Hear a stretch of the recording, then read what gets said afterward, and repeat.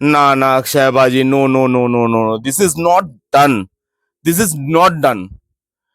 ভূত বাংলার ট্রেলার বেরিয়েছে কিছুক্ষণ আগে, প্রিয়দর্শন ডাইরেক্ট করছে, অক্ষয় কুমার আছে লিড রোলে, মানুষের হাইপ তুঙ্গে, কারণ এই জুরিটা আমাদেরকে বহু সাকসেসফুল কমেডি সিনেমা দিয়ে এসছে। এবং সাডেনলি আজকে ট্রেলারটা রিলিজ করা হয়েছে, কিছুক্ষণ আগে অক্ষয় কুমারের পেজে পোস্ট দেখলাম ইনস্টাগ্রামে যে আজকে রিলিজ করবে, এবং কিছুক্ষণের মধ্যে ট্রেলারটা রিলিজও করে দেওয়া হলো। ট্রেলারটা দেখলাম, এবং ট্রেলারটাকে যদি এক কথায় আমি রিভিউ দিই, জানি অনেকের খারাপ লাগবে, তবু এটা বলতে বাধ্য হচ্ছি, ট্রেলারটা না মাথা গরম করছে আমার, ট্রাস্ট মি। প্রিয়দর্শন, অক্ষয় কুমার, তাদের থেকে আমরা সব থেকে বেশি কি আশা করি? কমেডি। এই ট্রেলারের মধ্যে ডাইরেক্টরের বলে দেওয়া উচিত ছিল যে কোথায় হাসতে হবে, কোন জায়গাটায় আপনার হাসি পাচ্ছে এই ট্রেলারটা দেখে আপনি বলুন। ট্রু কমেডি ফ্যান যদি হন, এবং প্রিয়দর্শন অক্ষয় কুমারের জরির কমেডির যদি ফ্যান হন, কোথায় হাসি পাচ্ছে এখানে? একটা ট্রেলার যেখানে পুরো ট্রেলারে খালি অক্ষয় কুমার ভিজিবল।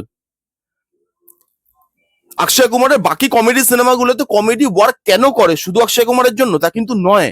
আপনি ভাগাম ভাগ তুলে দেখে নিন, আপনি হেরাফেরি তুলে দেখে নিন, তার সাপোর্টিং কাস্ট এত স্ট্রং থাকে যে তারা কমেডি করে, এবং অক্ষয় কুমারের কমেডিটাকে যখন তারা সাপোর্ট করছে, এবং অক্ষয় কুমারের একটা নিজস্ব কমেডি স্টাইল আছে, সে যখন সেই পাঞ্চটা দিচ্ছে তখন কমেডিটা ওয়ার্ক করছে। এখানে শুধু অক্ষয় কুমার কমেডি করছে, পরেশ রাওয়ালকে আপনি কাস্ট করছেন, যে আপনার সাথে এতগুলো সিনেমায় কাজ করে এসছে, তাকে আপনি কমেডির লাইন্স দেবেন না?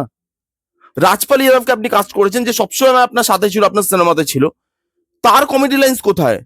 ওই একটা লাইন যে মেরা নাম সুন্দর হে, আর ওই একটা লাইন যেখানে বলবে मैं मंदिर का घंटा हूं, ये आके बार बार मुझे बजा के जाता है।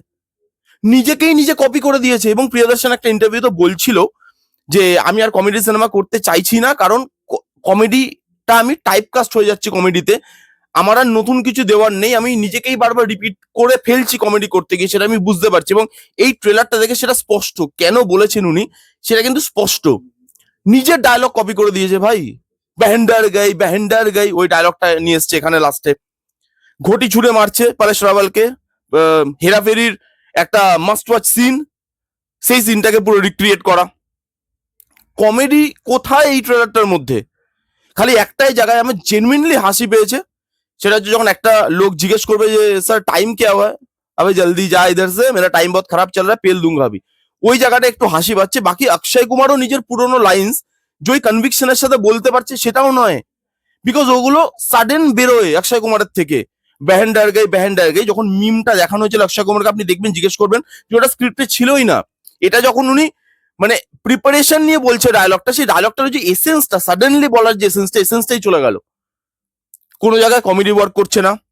ভামিকা গাব্বিকে আমার এই পুরো সেট আপটার মধ্যে কেন জানি না, আমার প্রথম দিন থেকে মনে হচ্ছিল, এর আগে গানটা যে বেরিয়েছিল সেখানেও বলেছি আমি, ভামিকা গাব্বিকে অফ লাগছে, ভালো অ্যাক্ট্রেস, বাট আমার অফ লাগছে। এবং এই সেট আপটার মধ্যে ভামিকা গাব্বি কেন যায় না ম্যাচ করছে না, সেটা আমার প্রথম দিন থেকে মনে হচ্ছে, এবং এই ট্রেলারটা দেখেও মনে হয়েছে।